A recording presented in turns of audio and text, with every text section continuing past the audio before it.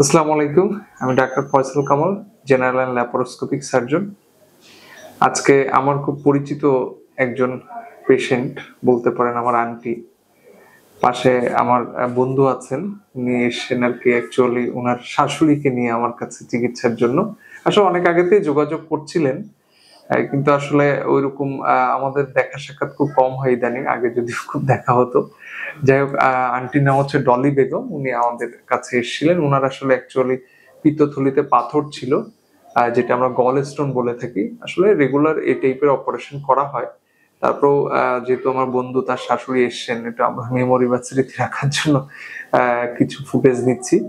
So ইনশাল্লাহ আমরা রোগীর কাছ থেকে আসলে কিছু অভিজ্ঞতা শুনবো, যদিও আসলে আমাদের অভিজ্ঞতাটা খুব সীমিত, কারণ ব্যাপার হচ্ছে আমার সাথে দেখা খুব কম। উনি আসলে ডায়াবেটিস, হাইপার টেনশন প্লাস হার্টের কিছু অসুস্থতা আছে, এসব নিয়ে উনি ভুগছিলেন। যদিও বয়সকালে আসলে আমাদের দেশে এসব রোগ কমন, সাথে উনি গল স্টোন বা গল ব্লাডার পাথর নিয়েও ভুগছিলেন। সো আমার সাথে অ্যাকচুয়ালি আমার বন্ধু রাজু ভাইয়ের আসলে কথা হয়, তখন আসলে হোয়াটসঅ্যাপ, ফেসবুকে, মেসেঞ্জারের মাধ্যমে, যে উনি শাশুড়ির এই ধরনের সমস্যায় ভুগছিলেন। আসলে উনি রোগটা যখন বললেন, তখন বললাম যে আমাকে দেখান বা আমাকে রিপোর্ট পত্রগুলো পাঠান, পরে দেখা যায় কি করা যায়। সো দেখে যেটা মনে হলো যে ওনার আসলে গল স্টোন ছিল, পিত্তথলিতে পাথর ছিল। তো বেসিক্যালি যেটা হয় ডায়াবেটিক রোগীদের ক্ষেত্রে, পিত্তথলি পাথর থাকলে আমরা অপারেশন কথা বলে থাকি, বিকজ এগুলো ইনফেকশন তৈরি করে ইন ফিউচার। এবং যেহেতু উনি হার্টের কিছু সমস্যায় ভুগছিলেন, প্রেশারের সমস্যায় ভুগছিলেন, সেজন্য আসলে ওনার এক্সট্রা কেয়ারও প্রয়োজন ছিল, কিছু ওষুধপত্র বন্ধেরও প্রয়োজন ছিল।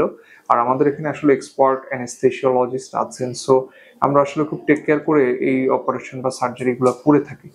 সো আন্টি, আসসালামু আলাইকুম, কেমন আছেন? ভালো আছি। আজকে ওনার সেলাইটা আমরা কেটে দিলাম অ্যাকচুয়ালি। সো ডায়াবেটিক রোগীদের আমরা একটা ভয় থাকি যে ইনফেকশন আছে কিনা, হয় কিনা।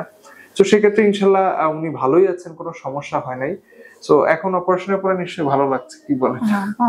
জি, ভালো লাগছে।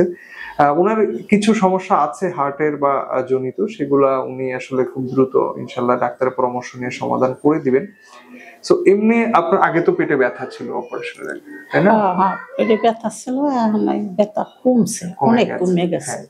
এটা আরো কমে যাবে আস্তে ধীরে, না 10 দিন মতো।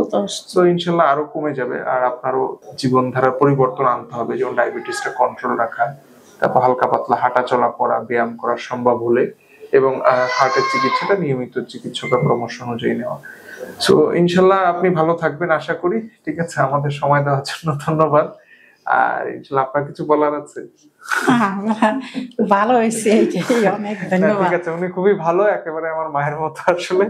আচ্ছা, এই রাজু ভাইকে একটু দেখান, আমার বন্ধু মানুষ। ফয়সাল ভাইয়ের সঙ্গে আমার ছাত্র জীবন থেকে পরিচয়। আমরা একসঙ্গে অনেক সাংস্কৃতিক চর্চার মাধ্যমে ছিলাম। আমি সাহিত্যের ছাত্র ছিলাম, কিন্তু একদিন খুব আশ্চর্য হয়েছে যে ফয়সাল ভাই একজন ডাক্তার হয়ে কিভাবে সাংস্কৃতিক প্রেমী হলেন। তো যাই হোক, ওনাকে আমি সুপারম্যান বেশে দেখছি, এখনো সে আমার কাছে সুপারম্যান। আমার অত্যন্ত ভালো লাগে তাকে। যে কোনো বিপদে আপদে পড়লে ডাক্তার মানুষ, আমরা স্মরণ করি। উনি মহানুভবতা চালু রাখুক, এই দোয়াই করি। আমাকে আসলে সময় দেওয়ার জন্য। উনি আসলে মিরপুর থেকে এসেছেন, অনেক দূরে। সো যাই হোক, খুবই ভালো লাগছে। আর ধন্যবাদ সবাইকে, আপনারা ভালো থাকবেন। আর যে কোনো সমস্যা আমরা তো আছি। আসসালামু আলাইকুম।